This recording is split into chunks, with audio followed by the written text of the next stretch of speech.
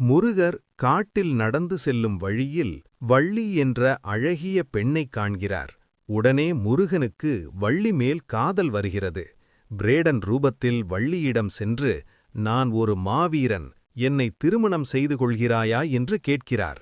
வள்ளி பயந்து போய், நான் முருகப் பெருமானைத்தான் திருமணம் செய்வேன், என்னால் உங்களை மணக்க இயலாது என்று கூறுகிறார்கள்.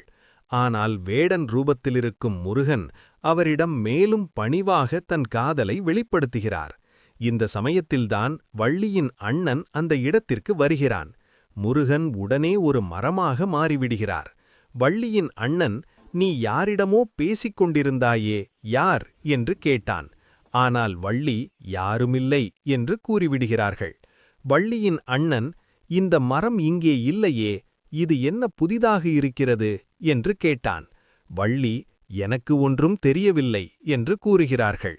உடனே வள்ளியின் அண்ணன் ஒரு கோடாரியை எடுத்து அந்த மரத்தை வெட்டச் செல்கிறான். முருகருக்கு என்ன செய்வது என்று தெரியவில்லை. இதை அனைத்தையும் பரலோகத்திலிருந்து கண்டுகொண்டிருந்த விநாயகர் அந்த இடத்திற்கு ஒரு பாலகனாகத் தோன்றி, மரத்தை ஏன் வெட்டுகிறீர்கள், அதுவும் ஒரு உயிர்தானே என்று கூறுகிறார். வள்ளியின் அண்ணனும் இதைக் கேட்டு, என்னை மன்னித்துவிடு பாலகா என்று கூறி அந்த இடத்தை விட்டு அண்ணனுடன் வள்ளி செல்கிறார். முருகன் உருமாறி, அண்ணா, நீங்கள் செய்த உதவிக்கு மிகவும் நன்றி என்று விநாயகரிடம் கூறுகிறார்.